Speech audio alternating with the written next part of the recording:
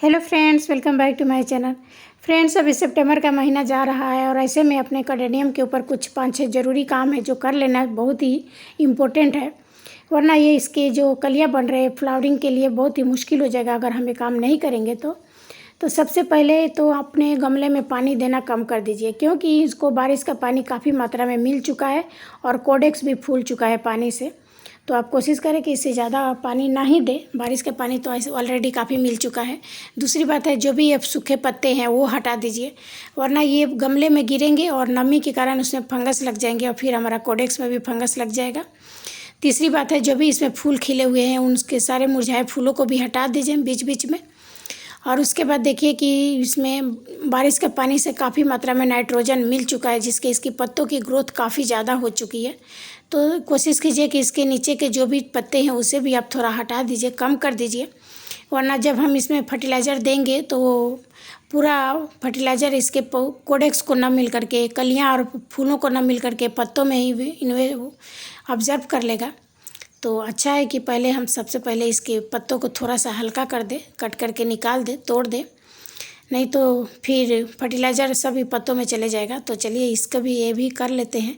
इसके पत्तों के नीचे के जो भी पत्ते हैं, जो ज़्यादा पत्ते लग गए हैं उनको हटा देते हैं, थोड़े से ऊपर के कुछ पत्ते रहने देंगे। उसके लिए आप एक किसी सीजर के भी ले सकते हैं, यूज कर सकते हैं, बस पहले उसे सैनिटाइज़ कर लीजिए या फिर आप किसी थोड़ा सा गैस पे हल्का सा गरम कर लीजिए और उसके बाद इस तरह से इसके सारे जो भी एक्स्ट्रा पत्ते हैं उसे कट करके हटा दीजिए। फर्टिलाइज़र देने से पहले ये बहुत ही ज़रूरी है। और एक और बात है कि अगर आपके अडेनियम में सीड पॉट बन रहे हैं तो आप उसे भी कट कर दीजिए, क्योंकि जिस भी पौधे में सीड पॉट बनता है उसकी कलियाँ ड्रॉप हो जाती है, कलियाँ बनने नहीं देती, क्योंकि प्लांट अपना सारा एनर्जी सीड पॉट में लगा दे रहा है। और मेरे साथ ऐसा हुआ है, ये मेरा मल्टीपल ब्रांचेस वाला मतलब मल्टीपल फ्लावरिंग प्लांट था। इस पे फूल मल्टीपल में खिलते थे, यानी कि दूसरी भाषा में मतलब एक ग्राफ्टेड एडेनियम था, लेकिन सीड पॉट के कारण इसके फूल खिले नहीं और जो ग्राफ्टेड नहीं था उसी में मेरा ये फूल भी खिले और इस तरह से सीड पॉट भी बनाया है। और ये मेरा पहला सीड पॉट है इस साल का, तो मुझे तो सीड पॉट की ज़रूरत थी तो मैंने छोड़ दिया, जिसके कारण ये हुआ कि जितनी भी कलियां बनी हुई थी सभी कलियां ड्रॉप कर गई। तो अगर आपको सीड पॉट नहीं चाहिए तो तुरंत ही उसे कट करके हटा दीजिए जैसे ही छोटा सा बनता हो, ताकि आपका पौधा पूरा फूल खिलता रहे, कलियां बनाता रहे। इस तरह से कलियां उसके ड्रॉप ना हो। मेरे बहुत ही तकलीफ़ हो रही है कि मल्टीपल फ्लावरिंग प्लांट था और उसमें फूल नहीं खिले, सब गिर गए, क्योंकि मैं को इसके सीड पॉट के चक्कर में पड़ गई। और आप देख सकते हैं इसमें कितनी मात्रा में पत्ते बने हुए हैं, ये इतने पत्तों की ज़रूरत ही नहीं है इस पौधे को। तो चलिए इसके भी थोड़े थोड़े पत्ते को कम कर देते हैं और फिर इसके बाद में हम अपने पौधे में एक अच्छा सा फर्टिलाइज़र देंगे, जो कि आने वाले महीनों में हमारे पौधे में कलियां बनते रहे, फूल खिलता रहे। और इसके कोडेक्स के लिए भी एक हेल्दी फीड देना बहुत ही ज़रूरी है। तो चलिए पहले थोड़ा सा पत्ते को प्रूनिंग के बाद में इसके गमले की गुड़ाई करेंगे और जो भी पत्ते इसमें गिरे हुए हैं सबको हटा देंगे। तो इस तरह से एक एक करके मैं अपने जितने भी पौधे हैं सबको मैंने हटा दिए। ये सब मेरे पुराने पौधे हैं, काफ़ी बड़े पौधे हैं, ये कुछ 4-5 है और कुछ तो कटिंग से लगे हैं, कटिंग भी काफ़ी पुराना हो चुका है। उसके बाद हम इसके मिट्टी को थोड़ा सा लूज़ करेंगे, यानी कि गुड़ाई करेंगे। गुड़ाई के लिए आप किसी भी शार्प टूल का यूज़ ना करें इस तरह का, क्योंकि अगर ये टूल उसके कोडेक्स को लग गया तो वहीं से फंगस लग जाएगा और हमारा अडेनियम का पौधा ख़राब हो जाएगा। तो उसे आप कोशिश करें कि किसी ऐसे टूल्स का यूज़ करें जिससे कि कट ना लगे। मैं ये स्पून ले रही हूँ और इसी से मैं अपने सभी इसके अडेनियम के मिट्टी को हल्का कर दूँगी थोड़ा थोड़ा सा ऊपर से, क्योंकि जब हम फर्टिलाइज़र देंगे तो उसके लिए मिट्टी की गुड़ाई करना भी ज़रूरी रहता है, ताकि फर्टिलाइज़र उसके रूट तक पहुंच सके, ये फूड उनको मिल सके, जिससे कि हमारा प्लांट की ग्रोथ अच्छी हो जाए। फर्टिलाइज़र में इस वक्त हमें फंगीसाइड देना सबसे ज़्यादा ज़रूरी है, क्योंकि बारिश का पानी से पौधे में ये कटिंग से लगा हुआ मेरा अडेनियम का पौधा है और काफ़ी समय से फ्लावरिंग भी कर रहा है। हाँ, तो बारिश के पानी से पौधों में फंगस की मात्रा बढ़ जाती है। और देखिए कितना अच्छा वेल्डन मेरा सॉइल है, तो फंगीसाइड के देना भी बहुत ही ज़रूरी है हमारे पौधे को, तो मैं बाद में दूंगी। और सबसे पहले फर्टिलाइज़र में मैं ले रही हूँ बोन मिल। बोन मिल में बहुत ही अच्छा फास्फोरस की मात्रा होती है जो हमारे पौधों के लिए ज़रूरी है। दूसरा मैं ये कुछ DAP के ग्रैनुअल्स ले रही हूँ। ये पौधों को गमलों के हिसाब से आप दे सकते हैं, साइज़ के हिसाब से अगर आपका पौधा।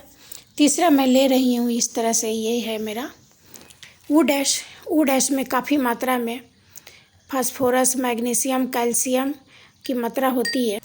पोटास और सल्फ़र भी रहता है। तो वुड ऐश हमारे पौधों के लिए बहुत ही ज़रूरी है। ये फंगस से भी बचाता है। तो इन सब को मिक्स कर देते हैं। आप अगर बोन मिल ना दे सके तो उसके जगह आप रॉक फास्फेट भी दे सकते हैं। वो भी इसका एक सब्स्टिट्यूट है बोन मिल का, लेकिन वो थोड़ा सा रूट के लिए अच्छा रहता है, कम ग्रोथ करता है। मैं तो बोन मिल ही देती हूँ, मेरे पास बोन मिल ही है। तो चलिए सभी पौधे में इस तरह से थोड़ा थोड़ा सा स्प्रिंकल कर देंगे, 2-2 स्पून, कुछ उनके गमलों के साइज़ के हिसाब से, पौधों के साइज़ के हिसाब से दे देंगे। साथ में मैं थोड़ा सा इसमें गोबर की खाद भी दूंगी, क्योंकि काफ़ी समय से इनको कोई फर्टिलाइज़र नहीं मिला है। तो पहले बोन मिल और ये पोटास का जो भी सब्स्टिट्यूट अपना वुड ऐश है उसे दे रही हूँ।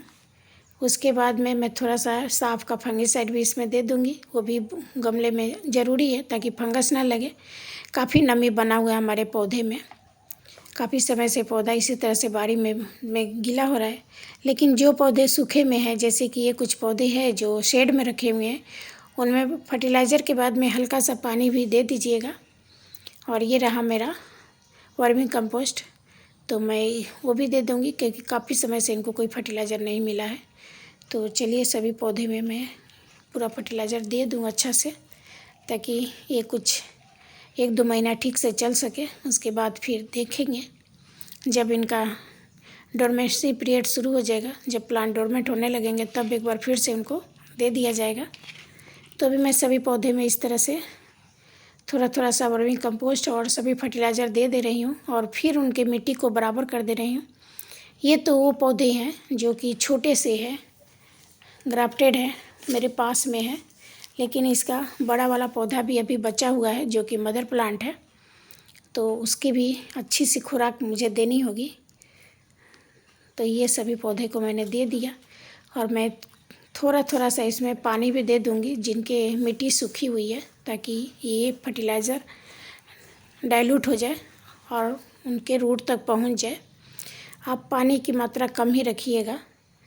तो उससे पहले चलते हैं मदर प्लांट को देते हैं। तो फ्रेंड्स, ये मेरा सबसे पुराना वाला पौधा है, काफ़ी बड़ा है, काफ़ी समय से लगा हुआ है और इसमें बहुत ज़्यादा ही मात्रा में सीड पॉट भी बनाता है। फ़िलहाल तो ये फ्लावरिंग ही कर रहा है, अभी कोई सीड पॉट नहीं है। और ये काफ़ी हैवी होने के कारण गिर जाता था हवा में, तो मैंने कुछ इस तरह से ईंट के टुकड़ों से इसको दबा दिए थे। अब इस तरह से जम गया है और देखिए कहीं कहीं से फंगस की भी संभावना लग रही है, तो मैं उसमें फंगिसाइड लगा दूंगी। और इस वक्त अपने गमले की बिल्कुल भी प्रूनिंग, पौधों की प्रूनिंग ना करें, वरना फंगस लग जाएगा। और ये मैं सभी फर्टिलाइज़र इसमें भी दे रही हूँ, क्योंकि अभी पौधों को बहुत ही ज़्यादा फर्टिलाइज़र की नीड दिख रही है मुझे। इनकी ग्रोथ की हिसाब से देखें तो कुछ पत्ते पीले पड़ रहे हैं, कुछ के कलियाँ भी छोटी छोटी सी बनी हुई है। तो ये सही टाइम है अपने पौधों में फर्टिलाइज़र देने की। और मैं सब में जहाँ जहाँ भी ज़रूरत होगा मैं थोड़ा थोड़ा फंगिसाइड भी लगा दूंगी। तो आप लोग बिल्कुल प्रून ना करें। देखिए कितना बड़ा ये कोडेक्स है और मेरा कोडेक्स भी सही सलामत है और कितनी ज़्यादा इस मात्रा में कलियाँ भी बनाया हुआ है। तो इस तरह से मैंने अपने सभी पौधे में फर्टिलाइज़र दे दिया और इस तरह से मैं थोड़ा सा इसमें वर्मी कंपोस्ट भी दे रही हूँ। तो इसी के ऊपर मैंने एक छोटा सा वीडियो आप लोगों के साथ शेयर किया। अगर आपको मेरी वीडियो अच्छी लगती है, पसंद आई हो, तो मुझे कमेंट करके बताइएगा कि उसके बाद मुझे भी थोड़ा सा मोटिव मिलेगा कि मैं कुछ सुधार कर सकूं, या जो भी हो आपको सही गलत लगता है तो प्लीज़ मुझे बताइएगा और मेरे साथ जुड़े रहिएगा। तो ये इस तरह से मैंने अपने अडेनियम के साथ कुछ काम किए, उसी का एक छोटा सा वीडियो आप लोगों के साथ शेयर की हूँ। अब मैं थोड़ा सा इसमें पानी दे दूँगी। ये काफ़ी सूखा सूखा सा है, ये मैंने बारिश के पानी बचा के रखे थे, वही मैं इसमें दे रही हूँ। तो ओके, बाय फ्रेंड्स। अगर आपको वीडियो अच्छी लगती है तो लाइक कमेंट ज़रूर कीजिएगा। Okay bye.